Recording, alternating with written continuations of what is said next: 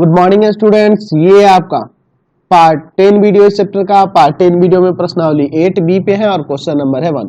कह रहा है रिक्त स्थानों की पूर्ति करें। पहला नंबर इसमें दिया है कि किसी त्रिभुज की समान भुजाओं के सम्मुख कोण, तो आपको पता है कि किसी त्रिभुज के समान भुजाओं के सम्मुख कोण क्या होते हैं जी, बराबर होते हैं। तो यहाँ क्या भरेंगे, बराबर, बराबर या समान भी भर सकते हैं, बराबर या समान, दोनों में से कुछ भर देना।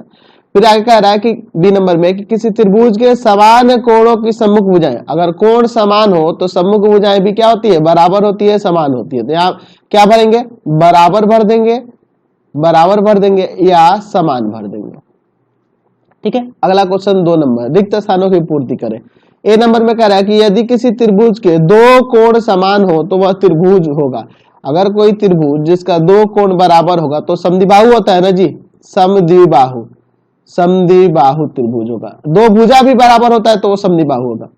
समबाहु त्रिभुज का प्रत्येक कोण कितना होता है जी, खाली स्थान में भरना है, 60 डिग्री का होता है। आपको पता है कि समबाहु त्रिभुज का प्रत्येक कोण 60 डिग्री का होता है। किसी समद्विबाहु त्रिभुज के आधार पर अल्फा और बीटा कोण है, तो अल्फा और बीटा में क्या होंगे, तो आपको पता है कि समद्विबाहु त्रिभुज के आधार वाले कोण आपस में बराबर होते हैं, यानी कि इनमें कैसा संबंध है, बराबर का संबंध है। अल्फा और बीटा एक दूसरे के बराबर है, अल्फा जो है बीटा के बराबर है। ठीक है, दोनों में यही संबंध है। अगला क्वेश्चन 3 नंबर देखिए, इसमें भी रिक्त स्थानों की पूर्ति करना है। ए नंबर क्वेश्चन में कह रहा है, ए नंबर में कि त्रिभुज ए बी सी में, चलिए मैं यहाँ पे एक त्रिभुज भी बना लेता हूँ ए नंबर के लिए, इसका नाम देते हैं ए बी सी। कह रहा है ना कि ए बी जो है ए सी के बराबर है, ए बी ए सी के बराबर है। ठीक है, ए बी ए सी के बराबर है और एंगल बी बराबर में है 50 डिग्री। तो एंगल ए का मान पूछ रहा है। तो देखो ना, आपके पास कह रहा है कि ए बी बराबर है ए सी, यह दिया है। तो आप अभी देखे थे पहले नंबर क्वेश्चन में ही आपको पता चल गया कि समान भुजाओं के सम्मुख कोण बराबर होते हैं। त्रिभुज के अंदर समान भुजाओं के सम्मुख कोण क्या होते हैं, बराबर होते हैं। सम्मुख कोण बराबर होते हैं, बराबर होते हैं। वैसे तो मैंने आपको ये साबित भी कराया है। ठीक है, चलिए, यानी कि एंगल बी जो होगा एंगल सी के बराबर हो जाएगा। एंगल बी और सी आपस में बराबर हो जाएंगे, यह सी बी के बराबर हो जाएगा। और बी कितना दिया है, 50 डिग्री दिया। तो एंगल बी 50 तो सी भी 50 हो गया। हमें क्या निकालना है, एंगल ए की माप निकालनी है। तो आप जानते हो कि तीनों कोणों का योग, त्रिभुज में तीनों कोणों का योग कितना होता है जी, 180 डिग्री होता है। यहाँ लिख देंगे त्रिभुज के तीनों कोणों का योग 180 डिग्री होता है, 180 डिग्री होता है, इसलिए ऐसा हो रहा है। ठीक है, चलिए, तो हमें ए निकालना है, बी दिया है 50, तो मैं यहाँ पे 50 रख देता हूं, और सी हमने अभी निकाला है 50 बराबर में 180। इन दोनों को जोड़ देते हैं तो ये 100 हो जाएगा, 100 हो जाएगा, और 100 को उधर ले जाके 180 में से घटा दो तो एंगल ए बराबर आ जाएगा 180 डिग्री माइनस में 100 डिग्री। घटा देंगे, यहाँ पे कितना आ जाएगा, 80 डिग्री आ जाएगा। एंगल ए जो होगा 80 डिग्री, यहाँ पे 80 भरेंगे। चलिए, अगला इसमें का बी नंबर देखते हैं। बी नंबर में क्या कह रहा है, कह रहा है किसी त्रिभुज ए बी सी में, चलो मैं यहाँ पे एक त्रिभुज ले लेता हूँ ए बी सी, इसका नाम देते हैं A B C. A B ए सी के बराबर है, ए बी ए सी के बराबर, और एंगल ए 100 डिग्री, यह दिया है 100 डिग्री। हमें एंगल बी निकालना है। चलिए इसको देखते हैं, बी नंबर हमारे पास ए बी जो है ए सी के बराबर दिया है ना जी, त्रिभुज में यह दिया हुआ है। अच्छा, दिया है तो अभी हमने देखा पिछले क्वेश्चन में भी कि समान भुजाओं के सम्मुख कोण बराबर होते हैं, सम्मुख कोण बराबर होते हैं। यानी कि यहां से आपका बी जो होगा ना एंगल सी के बराबर हो जाएगा, यह दोनों आपस में बराबर हो जाएंगे। ठीक है, अब चलिए इसके बाद देखो, आपको पता है कि त्रिभुज के तीनों कोणों का योग 180 डिग्री होता है। हम लोग जानते हैं, यहाँ लिख सकते हैं कि त्रिभुज के तीनों कोणों का योग 180 डिग्री होता है। ऐसा लिख सकते हैं, 180 डिग्री होता है। चलिए, ए के जगह पे कितना लिखेंगे, ए के जगह 100 डिग्री पहले से ही दिया है, ए के जगह 100 डिग्री दिया है। ठीक है, ए 100 डिग्री दिया है, बी को बी ही रहने दो क्योंकि हमें बी का ज्ञात करना है, और सी को हटाकर मैं बी लिख दूंगा। क्यों लिखूंगा? क्योंकि दोनों आपस में बराबर है। चलिए, बराबर में 180, तो ये 100 डिग्री और प्लस में यह 2 एंगल बी बराबर में 180 डिग्री। 100 को उधर ले जाकर घटाएंगे, दो एंगल बी बराबर में 80 डिग्री आ जाएगा, यानी कि एंगल बी बराबर हो जाएगा 80/2। एंगल बी बराबर हो जाएगा 80/2, भाग में आ गया, ये काट देंगे, 40 डिग्री हो जाएगा। Angle B 40 degree. अगर सी पूछता तो वो भी आपका 40 डिग्री ही होता। समझ गए? चलिए अगला क्वेश्चन, इसका सी नंबर देख लिया जाए। कह रहा है कि त्रिभुज एबीसी में एंगल ए 50 है, एंगल बी 80 है, तो यह कैसा त्रिभुज होगा? तो एक काम करें ना, पहले जो तीसरा कोण सी है उसको भी निकाल लेते हैं। Angle A plus angle B plus angle C बराबर 180 होगा ना जी, तीनों कोणों का योग। फिगर बना भी सकते हैं, नहीं भी बनाएंगे तो चलेगा। त्रिभुज के तीनों कोणों का योग, तीनों कोणों का योग 180 डिग्री होता है, 180 डिग्री होता है। चलिए, ए है 50, बी है यहाँ पे 80 और सी हमें निकालना होगा। चलिए इन दोनों को जोड़ देते हैं, 130 प्लस में एंगल सी बराबर में 180। एंगल सी बराबर आ जाएगा 180 और माइनस में 130, घटाते हैं, एंगल सी बराबर 50। तो यहाँ हम लोग देख रहे हैं कि एंगल ए और एंगल सी बराबर है, देख रहे हैं ना, दोनों 50-50 डिग्री है। तो एक ऐसा यह त्रिभुज है जिसके दो कोण बराबर है, तो दो कोण बराबर है तो एक ऐसा त्रिभुज होगा, समद्विबाहु ना, समद्विबाहु त्रिभुज है, समद्विबाहु त्रिभुज है। ठीक है, यह समद्विबाहु त्रिभुज दिया है। चलिए अगला क्वेश्चन देखते हैं, 4 नंबर का, रिक्त स्थानों की पूर्ति करें। ए नंबर में कह रहा है कि समकोण समद्विबाहु त्रिभुज के किसी एक न्यून कोण की माप। अच्छा चलिए मैं यहाँ पे आपको समझाता हूँ, वैसे तो होगा 45, लेकिन आपको करके दिखा देता हूँ।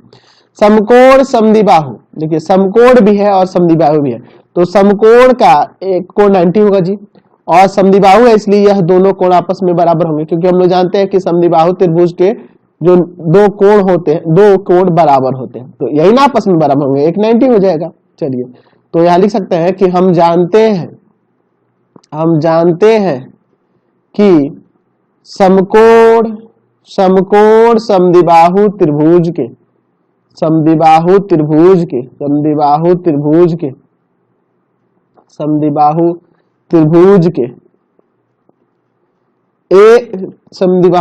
का कर देते हैं, का एक कोण समकोण तथा दो अन्य न्यून कोण समान होते हैं, बराबर होते हैं, समान होते हैं। देख लो, आप देख लो, या बराबर भी लिख सकते हैं। देखिए एक कोण समकोण होगा और दो न्यून कोण जो होंगे आपस में बराबर होते हैं, यानी एंगल बी यहाँ 90 दिया है और एंगल ए बराबर रहेगा एंगल सी के। चलिए तो तीनों कोणों का योग यहाँ लिख सकते हैं, बराबर में 180 डिग्री। चाहो तो यहाँ लिख दो कि त्रिभुज के तीनों कोणों का योग, त्रिभुज के तीनों कोणों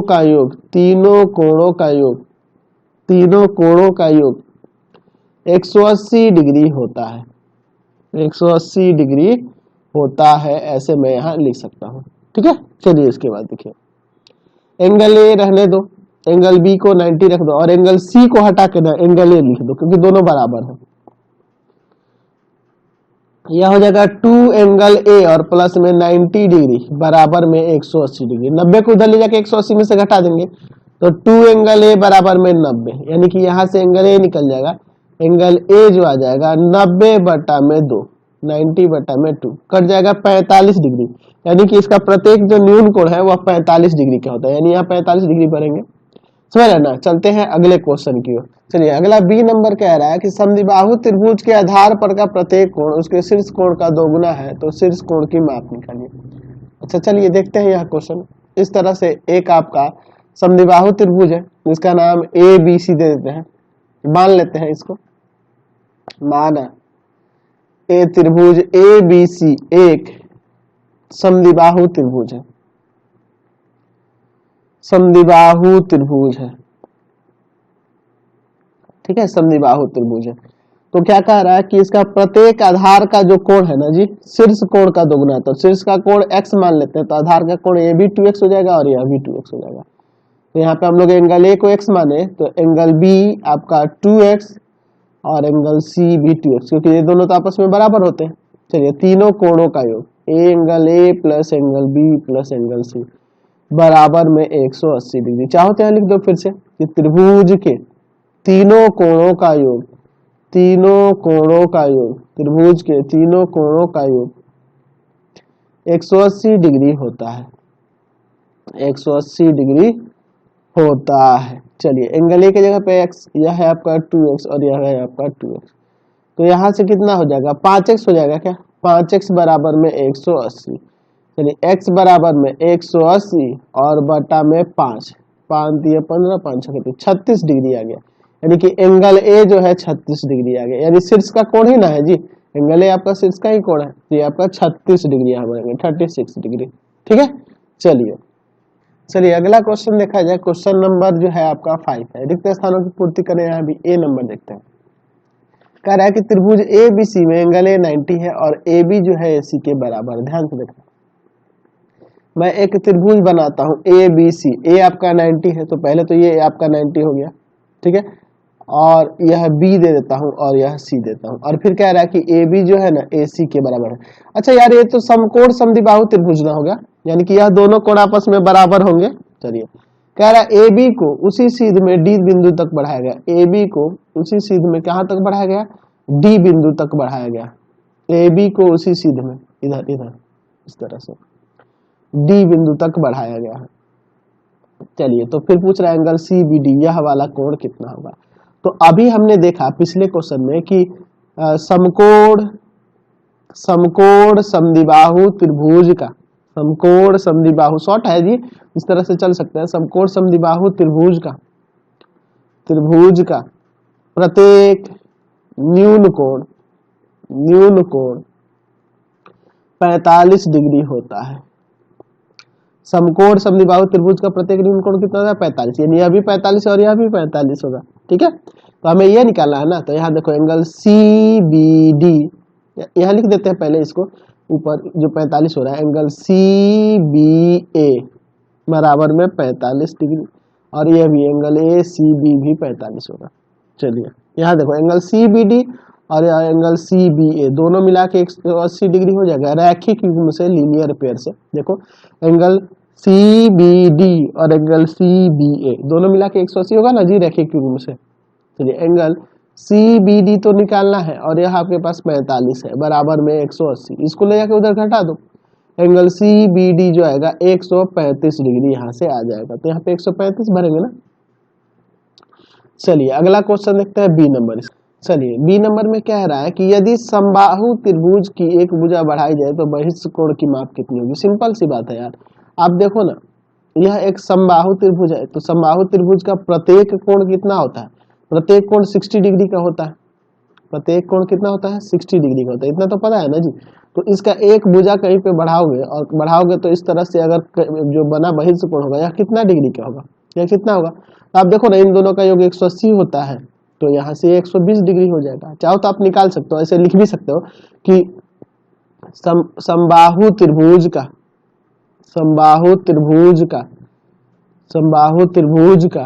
प्रत्येक कोण 60 डिग्री का होता है, 60 डिग्री का होता है, ठीक है, 60 डिग्री का होता है, यानी कि यहाँ पे सभी एंगल 60 डिग्री के, यानी कि एंगल ए सी बी बराबर 60 हो जाएगा। अच्छा एंगल ए सी बी और प्लस में एंगल ए सी डी दोनों मिला के 180 होगा ना जी, रैखिक युग्म से, लीनियर पेयर से, ए सी बी और ए सी डी। चलिए तो ये आपका 60 है, तो यहाँ से ए नहीं निकल जाएगा, ए सी डी बराबर में 180, ये जाके उधर घट जाएगा, एंगल ए सी डी बराबर में आ जाएगा 120 डिग्री। या ऐसे भी देख सकते हैं कि ये बाह्य कोण अभिमुख अंतर इन दोनों कोणों के योग के बराबर होगा, ऐसे भी सोच सकते हैं, समझ रहे ना। उसी तरह यहाँ देखिए ए बी बराबर में ए सी दिया है, ठीक है, और हमारा अल्फा का मान पूछ रहे हैं। चलिए इसको बनाते हैं, इसको हटाते हैं पहले। वैसे तो सिंपल है यार, ये 40 है तो ये 40 होगा, क्योंकि ये दोनों भुजाएं बराबर है, 40 हुआ तो ये आपका कितना आएगा 140 आ जाएगा, सिंपल सी बात है। चलिए इधर बाहर डी लिख देते हैं, ठीक है। ए बी बराबर में ए सी दिया है। अच्छा यह जब बराबर दिया है तो हम लोग यहाँ पे एंगल ए बी सी बराबर में एंगल ए सी बी कर सकते हैं, ए बी सी और ए सी बी बराबर हो जाएगा। क्यों? क्योंकि आपको पता है कि समान भुजाओं के सम्मुख कोण बराबर होते हैं। समान भुजाओं के सम्मुख कोण बराबर होते हैं। सम्मुख कोण बराबर होते हैं। सम्मुख कोण बराबर होते हैं, है ना जी। चलिए, तो ये दोनों आपका 40-40 हो गया, तो यह 40 तो यह भी 40 और यह 40 तो ये निकल नहीं जाएगा। एंगल ए सी बी और प्लस में एंगल ए सी डी बराबर में 180।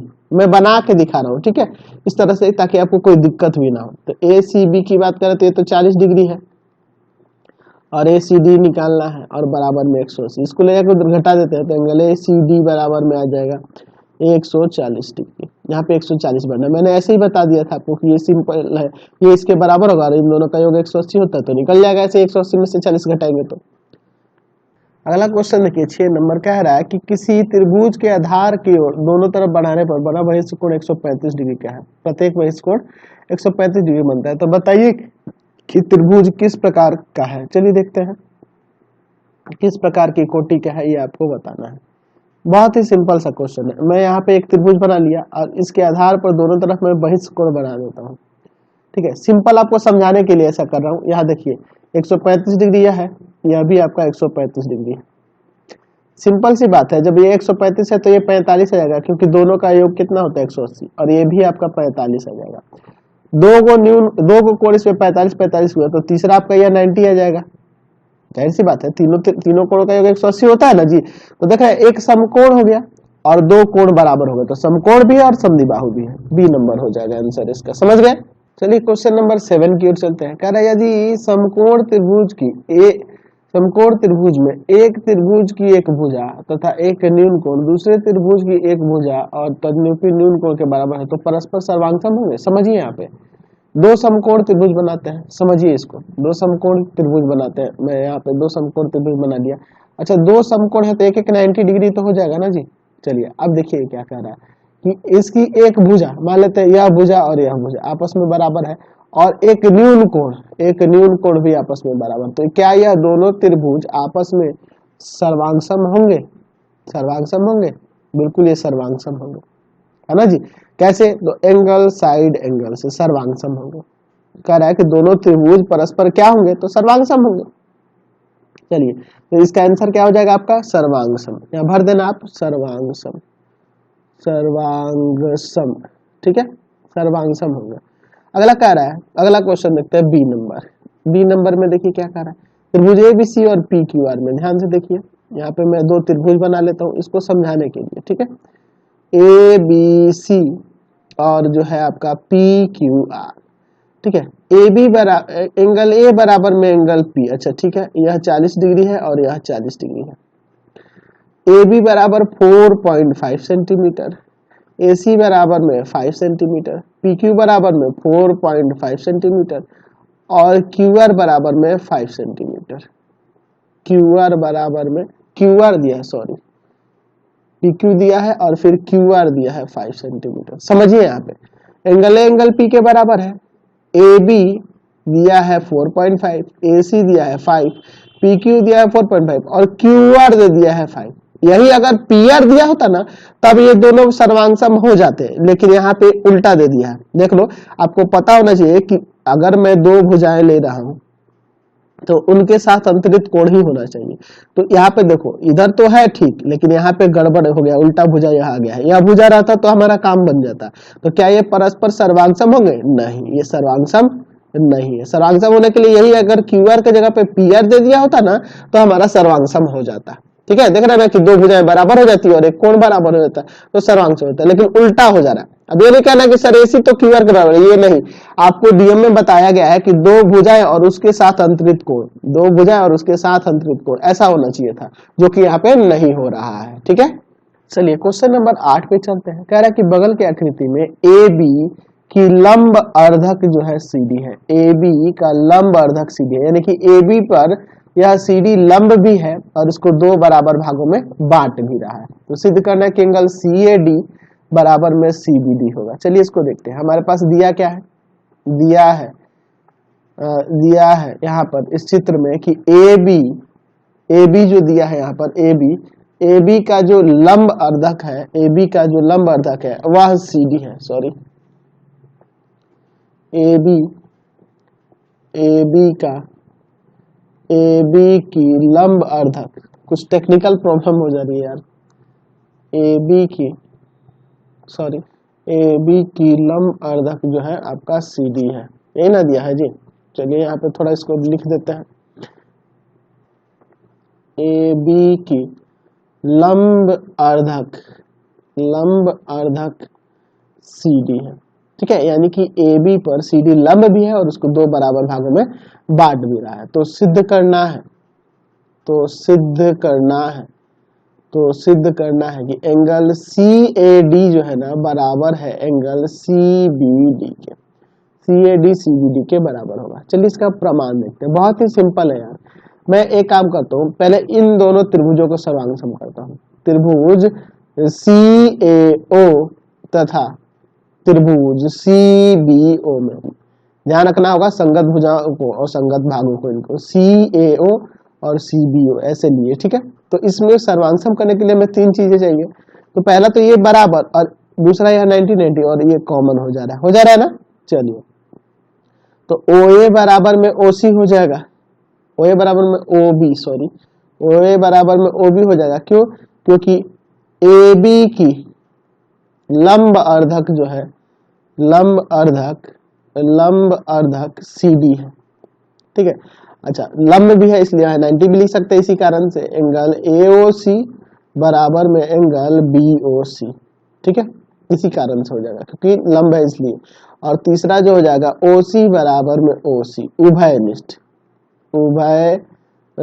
हो जाएगा। तो यहाँ से त्रिभुज सी ए ओ सर्वांग सम हो जाएगा त्रिभुज सी बी ओ के। कैसे? साइड एंगल साइड से, आरएचएस नहीं क्योंकि हाइपोटेनस नहीं दिया गया है इसमें, बाई साइड एंगल साइड सर्वांग समता से। तो ये सर्वांग सम हो गया। चलिए, अच्छा, सर्वांग सम हो गया। सर्वांग सम होने से यहाँ पे हम लिख सकते हैं कि एंगल सी ए ओ बराबर में एंगल सी ए ओ और सी बी ओ, यह एंगल बराबर हो गया। तो इसी को करने के लिए ही ना, यह सीपीसीटी से हो जाएगा।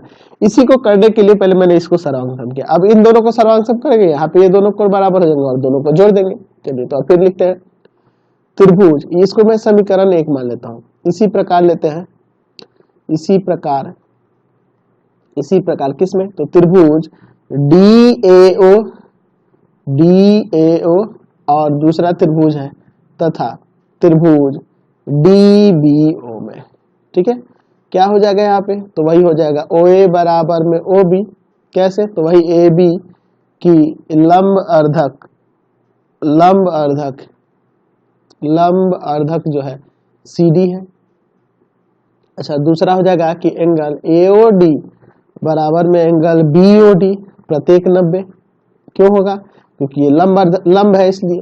अच्छा, ओ डी बराबर में ओ डी, तो ओ डी उभयनिष्ठ हो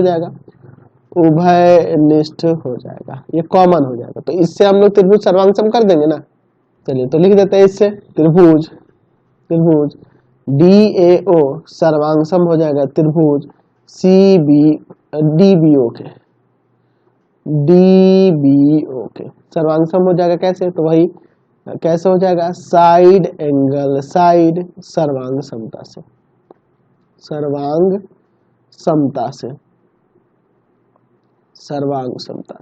सर्वांग सम हो जाने से मैं यहाँ पे एंगल डी ए ओ बराबर में एंगल डी बी ओ लिख सकता हूँ सीपीसीटी से। यह दूसरा डी ए ओ और यह डी बी ओ आपस में बराबर हो गया, ठीक है। चलिए, अब लिखते हैं समीकरण 1 तथा 2 को जोड़ने पर। समीकरण 1 तथा 2 को जोड़ने पर, चलिए दोनों को जोड़ देते हैं, जोड़ते हैं। एंगल वहां है सी ए ओ और प्लस में एंगल यहाँ है डी ए ओ। फिर उसी तरह से उसमें है एंगल सी बी ओ और प्लस में एंगल है यहाँ पे डी बी ओ। चलिए देखिए, सी ए ओ और डी ए ओ, सी ए ओ और यह डी ए ओ मिलके ये पूरा हो जाएगा। यानी कि एंगल सी ए डी बराबर में सी बी ओ और D B O, C B O और यह डी बी ओ मिलके ये पूरा हो जाएगा। यानी कि एंगल सी बी डी, तो यही ना हमें प्रमाणित करना था, ये हमारा प्रमाणित हो गया। तो बहुत ही सिंपल सा चैप्टर है, बहुत ही सिंपल एक्सरसाइज है, थोड़ा सा मेहनत करना है, क्वेश्चन को समझना है, क्या करना होगा। सर्वांग क्षमता के लिए मैंने आपको सब कुछ समझा दिया है, थोड़ा सा ध्यान देंगे आपसे सारे क्वेश्चन बनते जाएंगे। तो इस वीडियो में इतना ही रहने देते हैं, नेक्स्ट वीडियो में आगे क्वेश्चन को देखेंगे। प्लीज आप चैनल को सब्सक्राइब करके वीडियो को लाइक शेयर करेंगे, और इससे रिलेटेड जो भी वीडियो देखना होगा सीधे डिस्क्रिप्शन में जाएंगे, वहां आपको एनसीईआरटी, भारती भवन, केसी सिन्हा सबके लिंक मिलेंगे। Thanks for watching the video.